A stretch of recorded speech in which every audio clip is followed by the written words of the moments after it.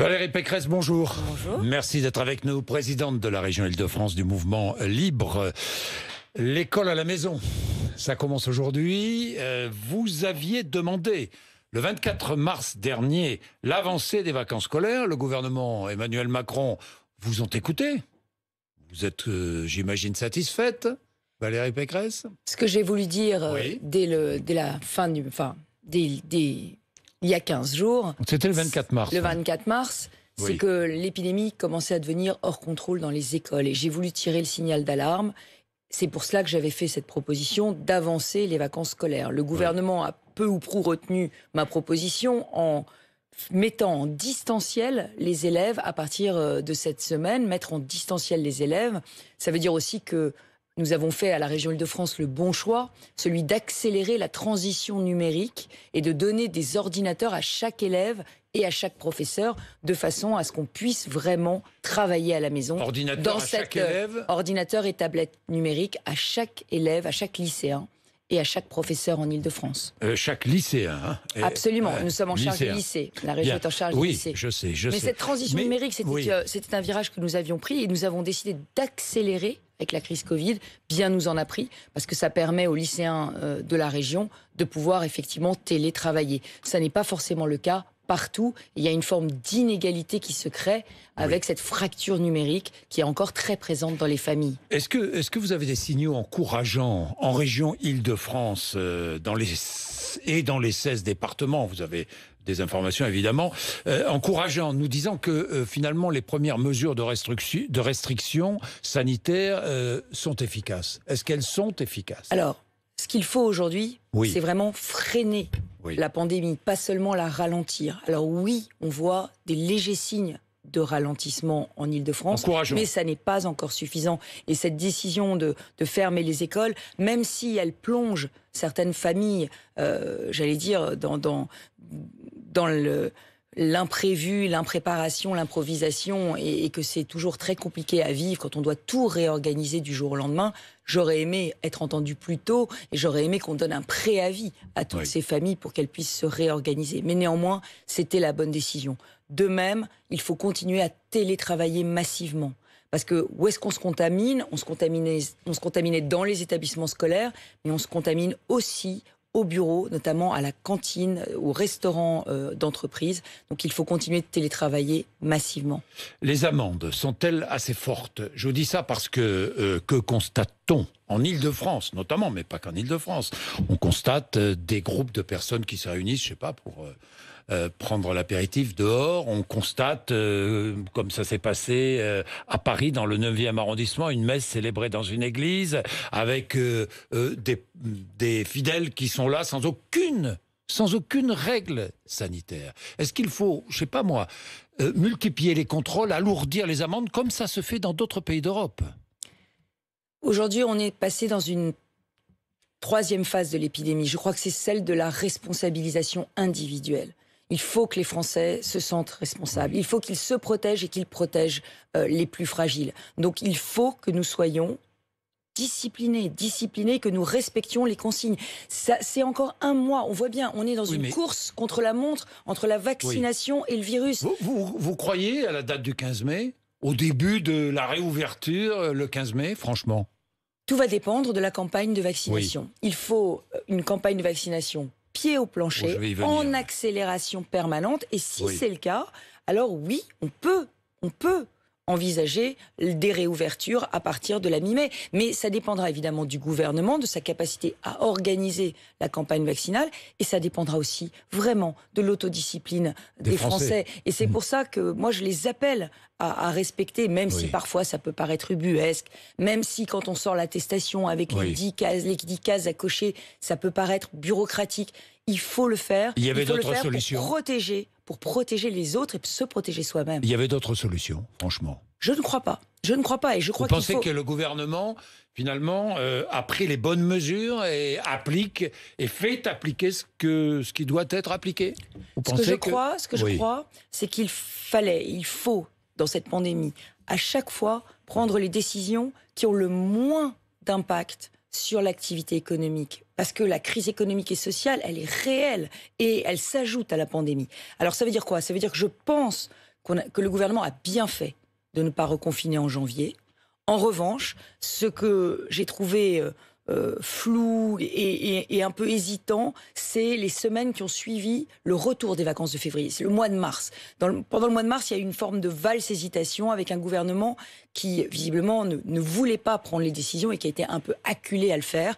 Mais aujourd'hui, je pense qu'il a sans doute trop attendu en mars. Mais maintenant, les décisions sont prises. Ce sont les bonnes décisions et il faut les respecter. Il faut les respecter. Et vous lancez un appel à la responsabilité des Français. Oui, mais parlons de vaccination. Est-ce que les Français sont responsables? Quand vous voyez que dans le Nord, il y a beaucoup de Français qui refusent le vaccin AstraZeneca. Quand vous voyez qu'au Stade de France, et vous allez me confirmer si c'est vrai, il y a beaucoup d'habitants de Seine-Saint-Denis ou d'autres départements d'Île-de-France qui refusent le vaccin Moderna. Vous confirmez, c'est vrai ? Aujourd'hui, pour le Stade de France, c'est plus une difficulté. Ouverture aujourd'hui, hein, la vaccination au Stade de France, c'est un vaccinodrome géant qui ouvre aujourd'hui. En Île-de-France. Il y en a déjà un d'ouvert, c'est le vaccinodrome de Saint-Quentin-en-Yvelines, il est plein. Donc le sujet, c'est d'amener les Franciliens à la vaccination, de les amener, de les convaincre. Donc cette question de vaincre la défiance vis-à-vis des vaccins, moi, je crois qu'il faut qu'on utilise toute une série de nouveaux moyens. Peut-être vacciner des prescripteurs d'opinion. Par exemple, vous, Monsieur Bourdin, par exemple... J'ai reçu ma première dose. Ah, ben voilà. Mais non, mais typiquement, des artistes, des sportifs, des personnalités, les vacciner pour dire, ça n'est pas dangereux, allez-y, on peut le faire. Sur le vaccinodrome de Seine-Saint-Denis, du Grand Stade, il faut aussi en faire la publicité. Moi, je suis prête, par exemple, dans les RER, dans les métros, qui passent à Saint-Denis, à dire... Il y a ici un vaccinodrome, venez on est faire trop vacciner. Passif. Il n'y a pas assez d'action. On ne communique pas suffisamment. Il faut aller chercher les Français et il faut aller les convaincre de se faire vacciner. Saint-Denis, on n'a pas très envie.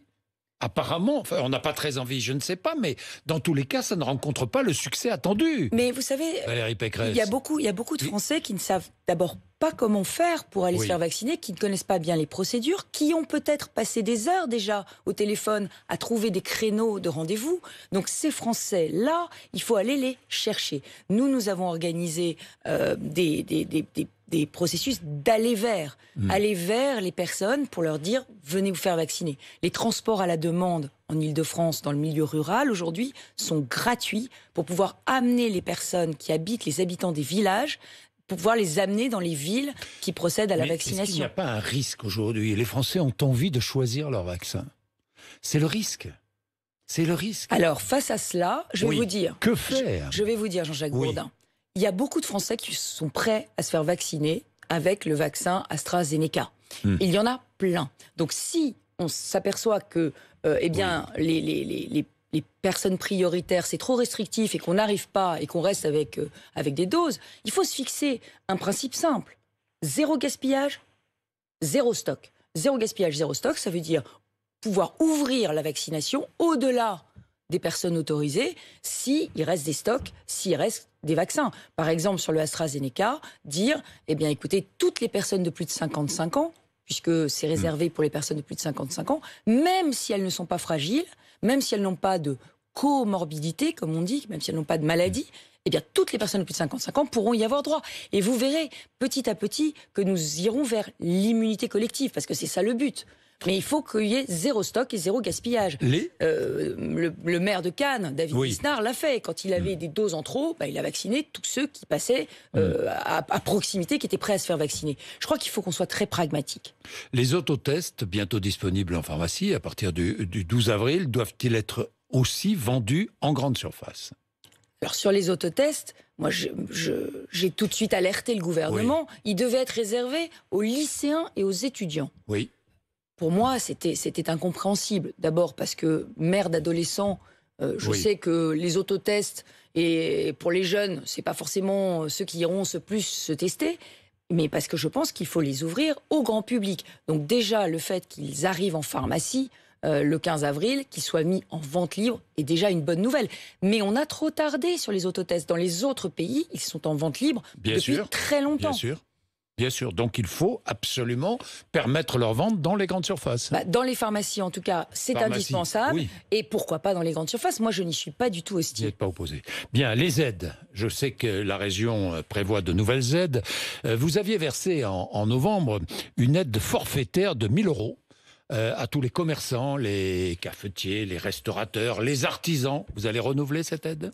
Absolument. Nous avons eu 10 000 commerces, restaurateurs qui ont dû fermer en novembre, que je n'appellerai pas non essentiels parce que cette expression est épouvantable. Des commerçants qui ont été obligés de fermer en novembre pour la deuxième fois. Nous en avons aidé 10 000 avec cette aide au loyer. Nous allons réouvrir cette aide de 1 000 € pour tous les commerçants, les artisans, les services qui sont obligés de refermer durant ce mois d'avril. Et donc ce sera à partir de jeudi sur le site de la région Île-de-France. Et pour les étudiants ? Alors, les étudiants, c'est un cas très particulier. Vous savez que nos étudiants, malheureusement, depuis septembre, ils sont pratiquement pas retournés en cours. Très peu pour les travaux dirigés ou une fois par semaine depuis le mois de janvier. Donc, ces étudiants, ils ont en Île-de-France un pass pour se transporter qui s'appelle le pass imaginaire, qui est un pass annuel, qu'on ne peut pas suspendre, parce que c'est un pass annuel à tarif réduit. Et donc, nous avons décidé de faire un geste de dédommagement vis-à-vis des familles qui ont pris ce pass. Et donc, nous rembourserons 3 mois de passe imaginaire. Ça correspond à 85 €. 85 €. Et ce sera à partir du 22 avril sur le site d'Île-de-France Mobilité. Aide aussi au club de sport de la région, je crois. Alors là aussi, nous avons fait beaucoup d'aide pour le secteur de la culture, vous le savez, qui est à l'arrêt. Mais il y a un secteur qui avait été totalement oublié, qui était le secteur sportif. Aujourd'hui, près de 1/3 des licenciés n'ont pas renouvelé leur licence cette année.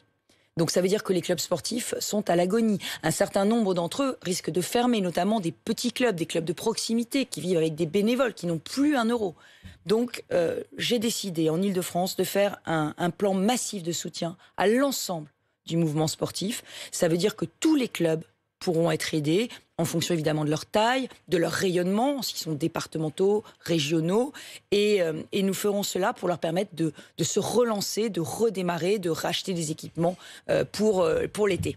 Nous parlons de la région, parlons des élections régionales qui doivent avoir lieu régionales et départementales les 13 et 20 juin prochains. Il faut les maintenir à tout prix? Vous savez, une élection, c'est un rendez-vous avec le peuple. Et les rendez-vous avec le peuple, ça ne doit se modifier qu'en cas de motif impérieux. Alors oui, nous avons tous décidé de manière très responsable, toute la classe politique, que voter en mars, puisque les élections régionales et départementales devaient avoir lieu ce mois-ci, enfin le mois dernier d'ailleurs. Le mois dernier, nous avions décidé qu'en mars, c'était trop dangereux. Parce que nous étions instruits par l'expérience de 2020. Mais en revanche, nous savons aussi, l'avis du Conseil scientifique le dit bien, qu'en juin, c'est possible de voter. Donc, il faut organiser la campagne Zéro Covid. La campagne Zéro Covid, c'est une nouvelle campagne. C'est une campagne où on s'engage, nous les candidats potentiels, nous les candidats potentiels, les candidats potentiels. Non mais il faut que nous nous engagions tous. Je comprends que vous souriez, mais nous nous engagions tous, que nous nous engagions tous à ne pas faire de meeting, à vacciner les assesseurs des bureaux de vote. Vous vous engagez. Et à mettre en place un protocole sanitaire qui soit protecteur de tous ceux qui vont aller voter. Vous engagez à Jean-Jacques faire Bourdin, campagne. Oui, je crois que toute la classe politique doit s'engager. Pourquoi? Parce que le grand risque, c'est l'abstention. Grand risque, c'est que les Français se détournent d'élections qui ne sont pas secondaires. Parce que c'est très important, les départements et les régions. Et on l'a vu dans cette crise Covid. J'imagine que vous avez remarqué les propos de Xavier Bertrand qui affirme que s'il est battu dans les Hauts-de-France, il se retirera de la vie politique. Vous aussi ? Absolument, absolument. Si vous êtes battu en Île-de-France, vous vous retirez de la vie politique. À ce stade, je ne suis pas candidate, comme vous l'avez compris, parce que je vous le dis pourquoi. Parce que les Franciliens attendent de moi des actions concrètes, comme celles que j'annonce aujourd'hui, et que ces actions concrètes, je dois les faire de manière consensuelle, avec une équipe, un programme. Non, et puis avec tous les partis qui votent à l'unanimité, en général, les mesures de lutte contre la crise Covid. Donc aujourd'hui, nous ne sommes pas dans le temps de la campagne. Nous ne sommes pas encore dans le temps du clivage politique. Mais ça va venir, va venir. Mais là où vous avez raison, c'est que pour moi, comme pour d'autres, je crois qu'à mon âge, si les Franciliens ne me faisaient pas une nouvelle fois confiance, ça voudrait simplement dire qu'ils ne veulent plus de moi dans le paysage politique. Est-ce qu'il s'est présenté à contretemps, Xavier Bertrand? À contretemps de ce que vivent les Français, Valérie Pécresse? Vous savez, chacun a son calendrier. Oui. Ce que je ressens profondément, dans ma région qui est la plus touchée par la crise Covid, c'est que les Franciliens, mes administrés, attendent de moi que je sois le matin et le soir au four et au moulin, en train d'organiser la campagne de vaccination. Trop tôt candidate à la présidence de la République. En tout cas, pour moi, ce qui est clair, c'est que le temps des campagnes n'est pas venu et mes administrés ne l'accepteraient pas. Bien, vous attendez l'automne, vous attendrez l'automne, après les élections régionales. Si j'ai bien compris, Valérie Pécresse... Écoutez, le moment n'est pas venu d'en parler, Monsieur Bourdin. Avec une primaire à droite, indispensable selon vous, primaire très ouverte? Ce qu'on voit à droite, d'abord ce qu'on voit, c'est que les solutions de la droite sont les bonnes pour le pays. On le voit aujourd'hui, il y a un besoin d'autorité, il y a un besoin de lutter contre les gaspillages, contre la bureaucratisation, il y a un besoin de liberté. Autorité, liberté, c'est les valeurs cardinales de la droite dans ce pays. Donc, ça veut dire quoi? Ça veut dire qu'il y a besoin d'un candidat de la droite qui défende ces valeurs-là. Et ce candidat de la droite, pour l'instant, il n'émerge pas naturellement. Comme il n'émerge pas naturellement, ça veut donc dire qu'il faudra un processus de départage, une primaire. Et moi, je ne crois pas qu'il faille avoir peur d'une primaire. Je crois qu'au contraire, ça peut réintéresser les Français au débat politique. Et j'ajoute que la droite, depuis des années, elle a un problème. Elle a un problème de crédibilité. Et ce problème de crédibilité, nous, les présidents de région, nous l'avons surmonté parce qu'avec les bilans que nous avons dans nos régions, nous pouvons afficher des résultats. Et c'est ça que les Français veulent de leur politique. Ils veulent des résultats, beaucoup plus que de l'idéologie. Vous avez rencontré Édouard Philippe, voilà un candidat de droite, pourquoi pas? Valérie Pécresse, pourquoi pas? Vous allez lire son livre, vous avez reçu son livre, vous l'avez lu? Que vous a-t-il dit? Vous a parlé de la présidentielle ou pas? Parce qu'il nous voit un peu. Il n'est ni candidat à l'Élysée, ni soutien d'Emmanuel Macron, déclaré, pour l'instant. J'ai déjeuné avec Édouard Philippe, effectivement, et ce que j'ai ressenti, c'est d'abord que c'était un homme libre. Libre, mais loyal. Libre et loyal. Et donc la loyauté... la loyauté, me semble-t-il, l'empêcherait de se présenter contre la personne qui l'a nommé Premier ministre. En tout cas, c'est ce que j'ai ressenti. C'est ce que vous avez ressenti, c'est ce qu'il vous a dit. C'est ce que j'ai ressenti et nos échanges resteront entre nous. Bon, un mot sur la région. Si vous êtes réélu présidente de région, mettrez-vous en place une écotaxe en Île-de-France? Ce que je souhaite, c'est que l'Île-de-France cesse d'être traversée par des poids lourds qui viennent de tous les pays d'Europe et qui nous polluent, qui abîment nos routes et qui ne versent aucune contribution à la région. Ça n'est pas normal. Vous savez comment sont faites les routes en France. Elles vont toutes vers l'Île-de-France. Et donc pour les habitants, c'est une nuisance terrible. Donc ce que je souhaite, c'est que les poids lourds en transit payent une écotaxe. Ce qu'on me dit, c'est que c'est illégal, que le droit européen m'en empêche et qu'il faudrait taxer tout le monde. Alors ça me fait réfléchir et j'essaye de trouver le moyen de faire en sorte que toutes les entreprises franciliennes qui, elles, font des livraisons ne soient pas taxées, mais que je puisse taxer uniquement les poids lourds en transit. C'est ça mon projet. Bien, jeudi à l'Assemblée nationale... Mais en revanche, j'aimerais faire un fonds pour verdir la flotte des poids lourds qui circulent en Île-de-France, toute la flotte de poids lourds, et y mettre l'argent de cette écotaxe. Bien. Valérie Pécresse, jeudi à l'Assemblée nationale, une proposition de loi sera débattue pour légaliser le suicide assisté, ce que l'Espagne vient de faire d'ailleurs à son tour. Si vous étiez député, est-ce que vous voteriez ce texte, cette proposition de loi? C'est un débat qui touche à l'intime et sur lequel le vote doit se faire totalement en conscience. Moi, ce qui me gêne dans cette proposition de loi, c'est que je pense que c'est un sujet tellement grave qui mériterait non pas d'être examiné comme ça à la va-vite, sans en mesurer toutes les conséquences, mais ça mériterait de faire un grand débat national. Un grand débat national qui d'abord, non mais c'est important. Tout le monde répond quand je pose la question. Oui, mais je vais vous dire pourquoi. Quand on est opposé, au lieu de dire non, je suis contre, on me dit il faut organiser un grand débat national. Mais parce que la réalité est beaucoup plus complexe que ça, et que je ne peux pas répondre par un oui ou par un non à votre question. Moi, je suis très préoccupée par l'inégalité devant la mort que vivent les Français aujourd'hui. Je suis très préoccupée de voir que la loi Leonetti n'est pas suffisamment bien appliquée, que l'accès aux soins palliatifs, ça dépend de si vous êtes riche, ou pas riche, de si vous habitez dans une métropole ou dans un quartier populaire ou dans une zone rurale. Donc déjà, faire une évaluation de la loi Néonetti, comprendre pourquoi les soins palliatifs, ça marche pas partout, pourquoi on peut pas faire des soins palliatifs à la maison.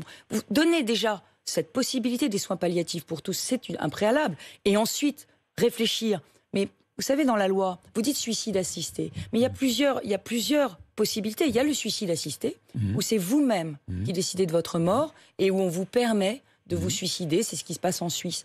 Et puis, vous avez une autre solution, qui est une solution belge, c'est le médecin qui lui-même vous administre le produit. Sur tous ces sujets-là, on n'a pas tranché. Aujourd'hui, on n'a pas eu le débat de savoir quel était notre projet de société, nous, la France, qu'est-ce qu'on veut, quelle est la solution qu'on choisit. Donc moi, je crois vraiment que ce débat, il faut le prendre. Je pense que c'est un débat de la présidentielle de 2022. Je pense qu'on n'en fera pas l'économie, parce que je pense que dans notre société, tout le monde veut le droit de mourir dans la dignité, mais personne ne sait exactement ce qu'il met derrière. Et il faut protéger les plus fragiles.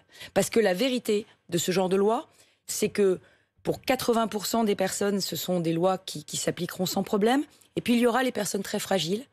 Et ceux-là, on pourra abuser d'elles. Donc oui, je demande un grand débat. Et ça veut dire que je suis très ouverte sur cette question. Et dernière question, autre texte, autre proposition de loi qui n'a pas été débattue encore, le délai de recours de 2 semaines à propos de l'IVG, qui passerait donc de 12 à 14 semaines.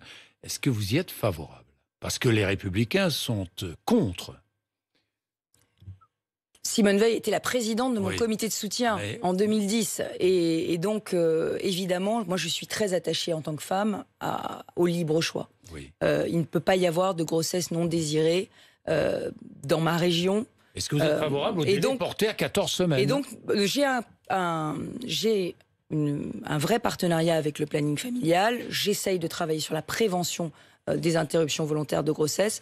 Mais à ce stade, moi, je suis très attachée aux équilibres de la loi Veil. Je ne suis pas certaine qu'il soit nécessaire d'augmenter ce délai. Il faudrait vraiment qu'on me prouve que dans la période actuelle de crise sanitaire, que beaucoup de femmes où l'on ne peut pas voyager. Il faudrait qu'on me prouve que beaucoup de femmes ont été privées de la possibilité de mettre fin à leur grossesse parce que ce délai est trop court. Donc il faudrait qu'on me prouve. Vous êtes contre le recours à 14 semaines? Pour l'instant, je n'ai pas eu la preuve que ce soit nécessaire. Si on me le prouve, peut-être que dans la période Covid, effectivement, il y a eu des retards, mais moi, je n'ai pas cette impression-là, je n'ai pas ce ressenti-là. Merci Valérie Pécresse d'être venue nous voir ce matin sur RMC BFM TV 8h56.